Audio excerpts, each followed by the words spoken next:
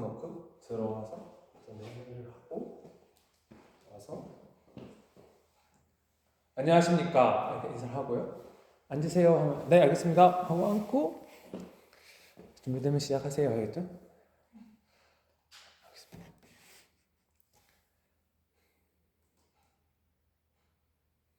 Let me answer for the first question.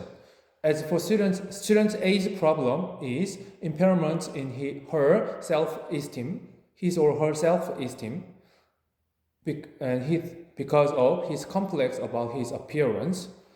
And student B's problem is impairment in his or her self-confidence, resulting from his generalization about his test results. Student C's problem is his impairment, his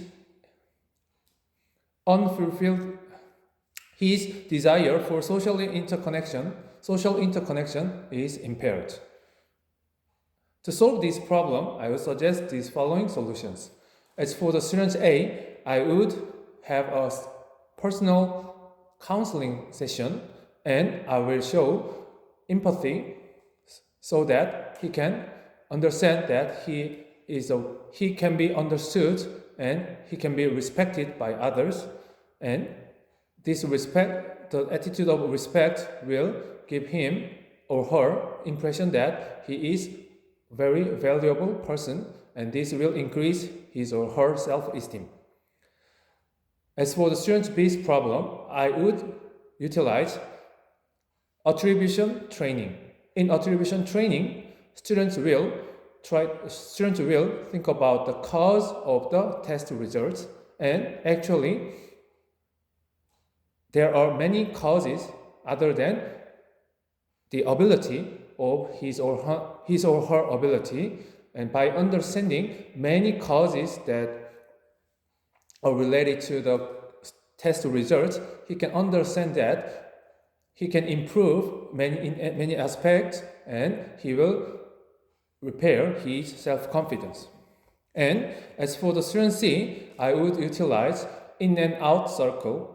In and out circle, students form a circle, sit around in circle form, and they will use open question to share openly their thinking, their feeling, and their needs.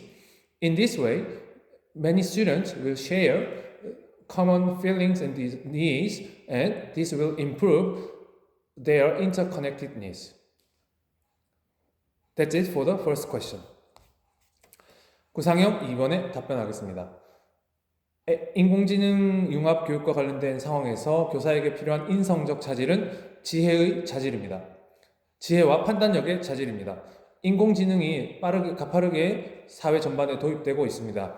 교육에도 인공지능의 도입이 필요한 상황인데 때로는 과감하게 도전해야 되고 때로는 신중을 기하면서 지금 하고 있는 교육을 지켜나갈 필요도 있습니다. 따라서 교사에게는 이 둘을 판단할 수 있는 판단력과 지혜의 자질이 필요합니다. 다음으로 전문적 자질로는 교사는 인공지능을 활용할 수 있는 인공지능 프롬프터로서의 능력이 필요합니다.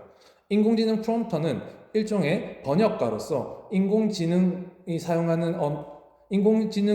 언어 사용 방식과 인간의 언어 사용 방식 가운데에서 이를 중재하여 인공지능이 더욱 효과적으로 인간의 활동을 보조하도록 하는 역할을 하는 것입니다.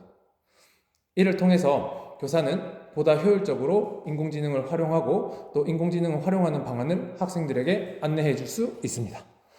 이러한 자질을 기르기 위해서 저는 우선 인성적 자질을 기르기 위해서는 교사 토론회를 조직하여 운영하겠습니다. 교사 토론회 내에서 인공지능의 효과, 인공지능의 윤리적 문제나 인공지능의 교육적 가치 등과 같은 다양한 논란이 될 수 있는 주제들을 다루고 이를 통해서 신중해야 될 때와 도전해야 될 때를 구분하는 연습을 하도록 하겠습니다. 다음으로 인공지능 프롬프터로서의 역량을 키우기 위해서 저는 전문적 학습 공동체를 활용하겠습니다. 전문적 학습 공동체 내에서 인공지능 없이 어떤 교육을 시뮬레이션 해보고 또 한 번은 인공지능을 활용하여 교육 프로그램을 시뮬레이션 해보겠습니다. 이를 통해서 인공지능을 활용할 때 사용되는 인공지능과의 소통의 언어들을 교육적 소통의 언어들을 개발하여 인공지능을 활용하여 더욱 극대화된 교육 계획을 수립하는 데 노력하겠습니다. 이상입니다. 구상형 세 번째 문제에 답변하겠습니다. 저는 김 교사, 즉 학생 자체를 적극 지원하고 교사의 개입을 최소한으로 하겠다라는 입장을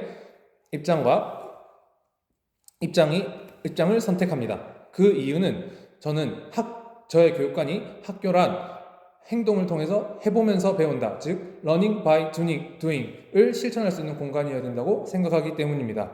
즉 학교는 또 다른 작은 사회이고 그 안에서 학생들은 다양한 실제 사회에서 사용될 수 있는 다양한 역량들을 시행착오를 통해서 배우게 되고 다양한 기회를 제공받음으로써 연습해 볼 수 있어야 하기 때문에 저는 학생에게 적극적인 기회를 제공해야 되는 입장에 동의합니다. 이를 통해서 학생들은 민주적 시민으로 자라날 수 있습니다. 이를 실천하기 위해서 저는 수업에서는 학생들에게 해볼 수 있는 기회를 제공하기 위해서 기초학력을 바탕으로 하여 프로젝트 수업을 점진적으로 진행해 나가겠습니다. 학생들이 프로젝트 수업을 할 수 있는 기초학력을 모두 갖춘 다음에는 스스로 학습 주제를 선정하고 문제를 실생활에서 발견하여 이를 가지고 있는 지식을 활용하여 해결해 볼 수 있는 기회를 제공할 수 있는 프로젝트 수업은 학생들에게 행동을 통한 학습을 제공할 수 있는 좋은 방법입니다. 다음으로 평가에서는 학생들이 자기 평가를 사용할 수 있도록 돕겠습니다. 물론 다양한 평가를 활용하겠지만 자기 평가 내에서 학생들은 자신 스스로의 교육 활동을 직접 돌아보고 성찰해봄으로써 시행착오를 통해서 배우는 반성적 사고를 길러감으로써 실제 사회에서 필요한 역량들을 학교에서 행동을 통해서 배워볼 수 있는 기회를 많이 제공받을 수 있습니다. 이상입니다. 즉답형을 읽고 답변하겠습니다.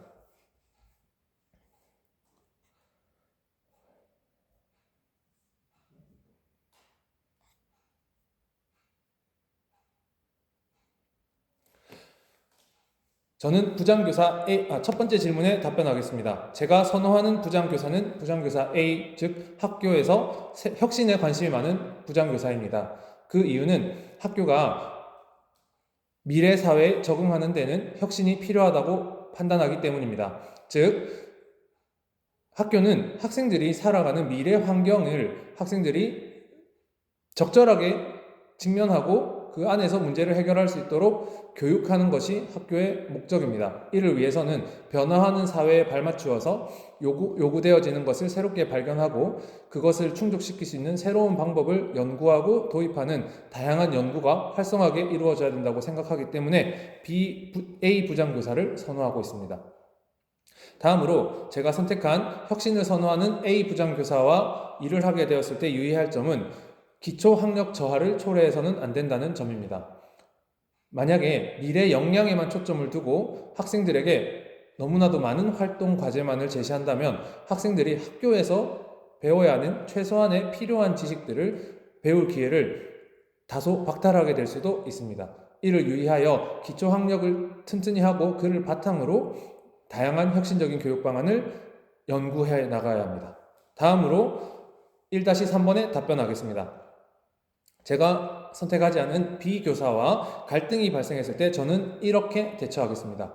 우선 제가 가지고 있는 가치관에 문제가 없는지 검토하겠습니다.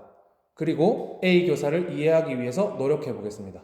이를 통해서 B 부장 교사께서 가지고 계신 가치관의 효용성과 가치 그리고 교육적 의의에 대해서 성찰해 보겠습니다. 그 다음으로 B 교사 선생님께 가서 존중의 태도로 질문하겠습니다.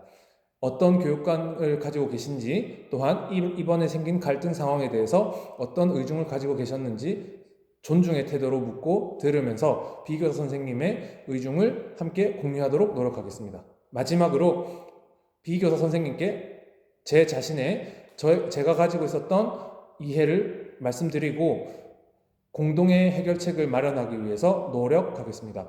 저 역시 B 교사 선생님의 가치관을 받아들이고 또 저의 가치관을 A 교사 선생님께 표현해드림으로써 보다 통합적이고 안정적이면서도 혁신적인 교육을 실천해 나갈 수 있을 것입니다. 이상입니다.